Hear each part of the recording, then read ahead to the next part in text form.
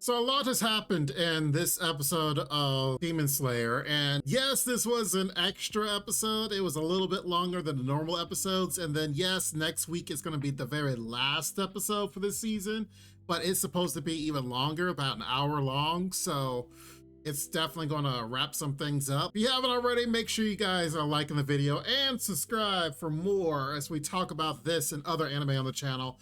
But Lord knows, a lot happened in this one episode, and we will definitely try to break down every little thing. The biggest thing to start off with has got to be the Stone Hashira. I said at the beginning of the season that we'll probably start getting some more background information about all these Hashira, especially the ones we didn't already know about. And yeah, the Stone Hashira, one, can we talk about how much bigger he is than Tanjiro? Like, oh my lord, he definitely makes Tanjiro look like a child, even though he's, you know, he's an adult, if you will. But yes, the backstory of the Stone Hashira was like rough, really rough, because the Stone Hashira itself, he's blind. I didn't know he was blind. I guess it makes sense he's blind because he doesn't have pupils, but even Tanjiro's like, wait, he's blind? Okay. Just to learn about his backstory, the fact that he was looking over children, but then children, they betrayed him, but it's not that they betrayed him so much as they didn't listen. And as he said, that children look after themselves. Well, I mean, they're children. We can't equate their mental faculties to that of adults because they're still growing, their brains are still developing. So, you know, yes, different children may act differently and such, and yes, it sucks that one of the children betrayed the others to feed the demon. Also, the children that he tried to protect, just instead of staying behind them, try to run for it, which was dumb because if he's protecting you, demons in front of you, where are you running to? The Stone Hashira is trying to say that children are selfish and all these bad qualities. And so he's thankful that Tanjiro isn't that way. I mean, you can't exactly say every child is like that, but I can see where the children that he put his heart and soul into, even the little girl, and I don't even know if the little girl, to me, it didn't seem like the little girl was trying to betray him. She kept saying that it was a monster, there was monsters and stuff, and it felt like to me, the way that he was saying it, like maybe the girl was trying to say that there was a demon and, you know, was trying to call the demon a monster because, you know, she's 4. But then the adults thought it was pertaining to him. I don't know, maybe she was trying to say it was the teacher, but to me, by the explanation, I read it differently. I read it as if she wasn't trying to say that the Stone Hashira was the one that did everything. Like she was trying her best to kind of explain, but she's 4. It sucks that he got in trouble out of it, and I hope that in the future it gets cleared up. I don't know if it ever will, maybe on the final episode if he's still alive. Maybe the girl will show up and try to, you know, be like, hey, and they try to, you know, mend their relationship. But man, what a rough backstory. And I could definitely feel for him. So something is definitely wrong here with Zenitsu. And so much so that this isn't something that is kind of you just kind of slide under the rug.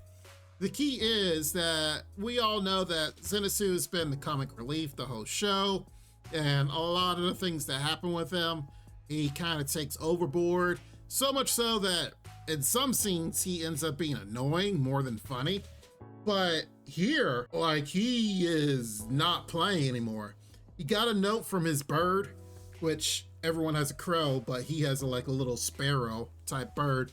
And he gets a note, something important is happening, to the point that I think it has to deal with I believe his trainer, his grandfather. Something had to happen to him because it's the only person that Zenitsu, outside of other demon slayers, that are important to him, other than girls, of course. But as far as family is concerned, if he got a note like that, something happened to his grandfather. I don't know if it's whether his grandfather maybe died by a demon or died just like old age or something. Something happened.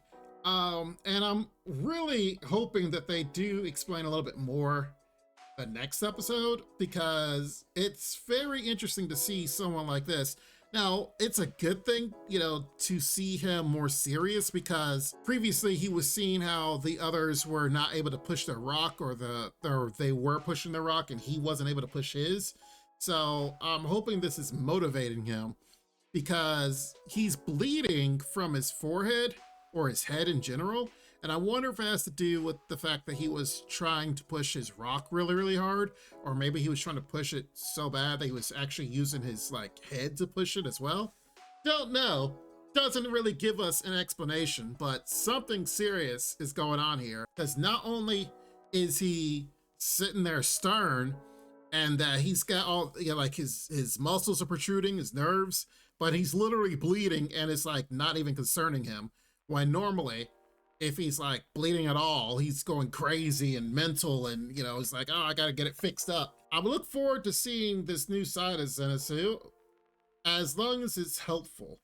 If it's something that's hurtful towards him or towards the Demon Slayer Corps, then I would have a problem with it, but we shall see how it turns out for Zenitsu and the others. Now, before I move on, I wanted to bring out this observation that I wonder if a lot of other people caught this as well.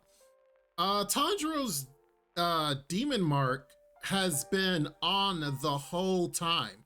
Ever since he tried to use his whole body to push the boulder, it's been showing. It's not like the regular scar, if you will, and then it kind of transforms into the demon mark. It has literally been the demon mark ever since the last episode, which I wonder if now he's used it or been empowered by it so much that now it's going to be there or show there forever. Don't know, but I have been observing it and been trying to see, like, okay, you know, whether it was something. At first I was trying to see and make sure it wasn't like, you know, animator mess up, like, oh, they meant to go back and do the regular scar, but that they didn't. But I think it's on purpose, so much so that it's like, okay, we've gotten into the phase where his demon crest mark, whatever you want to say, is on all the time. What does this bode for the future? And will it be a repercussion when he constantly keeps using it over and over again? We'll see.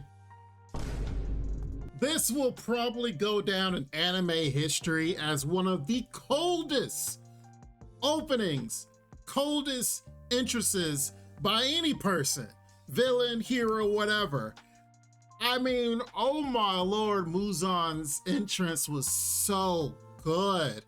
I was just in awe just by the animation style and the artistry, the direction that they went with this, as Muzan literally walks up into the Demon Slayer Corps compound and is, of course, supposedly about to talk to the leader of the Demon Slayer Corps itself. And oh my lord, it dawned on me as the final song was playing. At first I was like, no, there's no way that this episode is over with. This is way too early. It's like we still got like 5 or so more minutes. And then it dawned on me, oh my lord, he is walking. And as he's walking, we see in the background, you know, like people just dying, like as it's like flashing. And then I was like, wait a minute. Oh my lord, this is him walking into the Demon Slayer. And lo and behold, it like meshes the two in, and the ending song just continues. Like we get the full track, which getting the full track on it is like so cold. And then as he is walking and the mist is like coming around him as if he's like giving off the like this aura. Oh man, it was one of the cold, like each step he made a sound. And I'm like, oh my lord, this guy is just walking up in there like he owns the place. And it's like, where is everyone? We had the win, Hashira grab one of the eyes, and then he kind of was like, wait a minute, we've been infiltrated. Too little too late, because there he is. The guy that everyone's trying to kill is literally right there, but there's no one around to kind of protect the leader of the Demon Slayer Corps. I really felt like these guys had history. They definitely have some type of history, so much so that I've said I'm pretty sure that I've said in the past that it's like, are they brothers? Like, what is going on here? Something happened in the past, and maybe that's why the leader of the Demon Slayer Corps is cursed. Like, he's having that growth, like, kind of, that's pretty much killing him, growing throughout his whole body. Maybe it was due to Muzan cursing him a long time ago. With the last episode coming up next week, we probably get maybe some backstory into that and why they have a relationship in general. But all I gotta say, like I was given a clap in my reaction to the actual art director, like the producer, like just trying to just to create this moment right here where all he is walking, but he's walking like he owns the place. Like, I dare anyone to step to me. And he just calmly he's like, hey, you guys looking for me? I'm right here. I'm in enemy lines at you guys' compound. Mess with me, please. But oh man, unfortunately we got only one more episode in this season, and it promises to be about a 60-minute episode, so it's definitely going to be a very long one. Unfortunately, it's going to be the very last televised episode for Demon Slayer, because Demon Slayer will wrap up, but it seems it's going to wrap up in movie form. Probably, I believe it's been stated that it's going to be wrapped up in 3 movies. So the last arcs and the end of this show will be in movie form, which is great because hopefully they're going to get more of a budget so that they can actually draw out some really good graphics and really good fight scenes. But it sucks that no longer are we going to get to sit back, relax, and watch this episodic each week. But hey, it's going to wrap up sooner or later. And man, we'll definitely have to discuss it and go over it. So that's pretty much it as far as the analysis on this. Tell me what you guys think. All I gotta say is great episode, amazing. Can't wait till next week. And I just can't wait. I really can't. But tell me what you guys think. Definitely comment down below. Make sure you like the video. Make sure you guys are subscribed for more. We'll definitely go over this and several other here on the channel. Be safe, take care, and Lord willing, I will see you next time. Bye-bye for now. Make sure to check out the extra content on our Patreon page, and thanks to our current patrons. This ain't what you want, bitch, I'm a fucking phenomenon.